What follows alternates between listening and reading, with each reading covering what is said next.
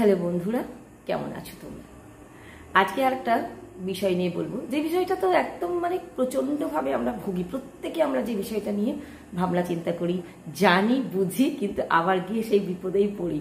তো সেই বিষয়টা হচ্ছে যে কি করে বুঝবো যে আমাকে কেউ ঈর্ষে করছে, কে হিংসে করছে। তো ঈর্ষা এবং হিংসা প্রায় কাছাকাছি দুটো শব্দ। তো যাই হোক, কি করে বুঝতে পারবো আমরা? আত্মার সম্পর্ক না হলে কিন্তু আত্মীয় হয় না। সবাই কিন্তু তোমার আত্মীয় নয়, সবাই তোমার আত্মার সঙ্গে যুক্ত নয়। যে মানুষটা দেখবে খেয়াল করে যে তোমার দুঃখে যার চোখে জল আসে, তোমার কষ্টে যার কষ্ট হয়, সেই মানুষটাই কিন্তু তোমার আত্মার কাছের মানুষ, আত্মার কাছের মানুষ। আর অনেক মানুষ আছে তোমার সামনে তোমাকে আহা উহু তাই তো কি হলো এরকম বলবে, আবার তোমার পেছনে গিয়ে সে তোমার কথা অন্যকে অন্যভাবে বলবে। তো এই মানুষগুলো যদি দেখো তোমার আশেপাশে আছে, তো এই ধরনেরই জিনিস আমি আজকে তোমাদের বলবো, কয়েকটা পয়েন্ট বলবো। তো যে মানুষগুলোর কথা বললাম, এরা যদি তোমাকে দেখতে পাও তাহলে বুঝবে যে এরা অবশ্যই তোমাকে হিংসে করছে। হ্যাঁ, কারণ তোমার যেটা ভালো বা মন্দ, যদি যা কিছু থাকবে, যে মানুষটা তোমাকে প্রকৃত অর্থে ভালোবাসবে, যে মানুষটা তোমার কাছের হবে, সেই মানুষটা তোমার খুঁত তো তোমার নয় ধরতেই পারে, কিন্তু সেটা তোমাকেই বলবে। আর 5 জনের কাছে পেছনে গিয়ে কখনো বলবে না যে তোমার এটা ভুল হয়েছে, তুমি এটা ঠিক করোনি। তো এটা আমাদের এটা তুমি বুঝতেই পারবে। তুমি পেছন থেকে তো শুনতে পাবে যে এই ওনা এই বলে গেছে তোর সম্বন্ধে। তবে হ্যাঁ, আর একটা জিনিস এর সঙ্গে খেয়াল করতে হবে, কিছু কথা এমন জানবে তবে গিয়ে সেই মানুষটাকে জাজ করবে, তার আগে কিন্তু নয়। আর তোমার যে কাছের মানুষ হবে, যে তোমাকে হিংসে বা ঈর্ষে করবে না, ঈর্ষা, ওটাকে আমরা অনেক সময় ঈর্ষেও বলি, তো যে ঈর্ষা করবে না, সেই মানুষটা কিন্তু তোমার পেছনে কখনো তোমার সম্বন্ধে কথা বলবে না। তোমার বরঞ্চ কেউ কিছু বললে তোমার সম্বন্ধে তার খারাপ লাগবে। এটাই হচ্ছে কাছের মানুষের কথা, এবং যে তোমাকে হিংসে বা ঈর্ষা করবে না এরকম মানুষ হলে। সেকেন্ড পয়েন্ট যেটা বলবো, যেটা হচ্ছে যে মানুষটা খেয়াল করে দেখবে যে এরা না একটু অনুকরণ প্রিয় হবে, তোমাকে অনুকরণ করবে।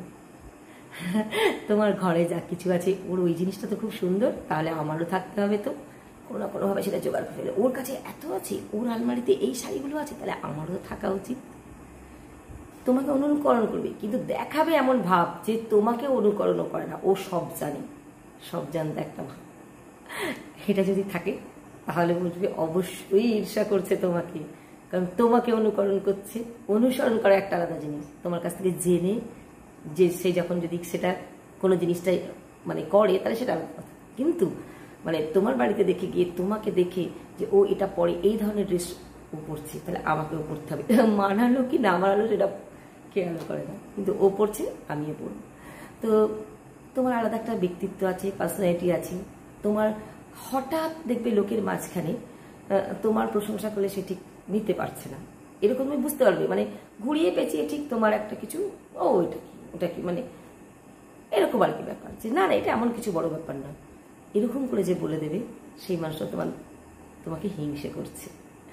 কি বলতো, কিছু মানুষ আবার আছে ভীষণ অসন্তুষ্টি, তাদের কথায় কথায় রেগে যাবে, অসন্তোষ এত তাদের বেশি থাকবে যে প্রতিটা ক্ষেত্রে তোমার খুঁত ধরবে, প্রতিটা কাজে তোমাকে ছোট করবে মানুষের কাছে, চাইবে আর কি যে একে ছোট কি করে করা যায়।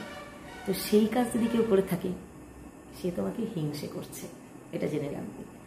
তারপর দেখবে যে কোনো একটা অনুষ্ঠানে গিয়ে, বা ধরো তুমি স্কুলেই পড়ো, কলেজে পড়ো, বা যেখানেই পড়ো, তোমাকে মানুষ বেশি করে ভালোবাসছে, সেটা কিন্তু তার সহ্য হবে না। এটাও সহ্য হবে না বলতে, ধরো তুমি হয়তো ভালো আবৃত্তি করতে পারো, তুমি হয়তো ভালো গান করতে পারো, নতুবা নাচ করতে পারো, অথবা তুমি খুব ভালো অর্গানাইজ করতে পারো কোনো ব্যাপারে, সবাইকে জড়ো করে সেখানে একটা কাজের রূপ দিতে পারো, কিন্তু আরেকজন কিন্তু পারছে না। যে তোমার এগুলো করাকে ন্যাকামি, ঢং, যত সব এরকমভাবে অনেকে বলে যে ওরকম আমরা কত পারবো, ওরকম ওর চাইতেও বেশি ভালো পারবো, এরকম বলার মানুষও থাকবে, এরা তোমাকে ঈর্ষা করে। তো এরকম কিছু পয়েন্ট বললাম, দেখো এরকম মানুষ তোমার আশেপাশে আছে কিনা, তাদের থেকে শত শত যোজন দূরে নিজেকে সরিয়ে রেখো, কিংবা নিজের ভ্যালু বাড়াতে এদেরকে ইগনোর করো, তাহলে তোমার ভ্যালিডেশন বাড়বে। এটা মাথায় রেখো।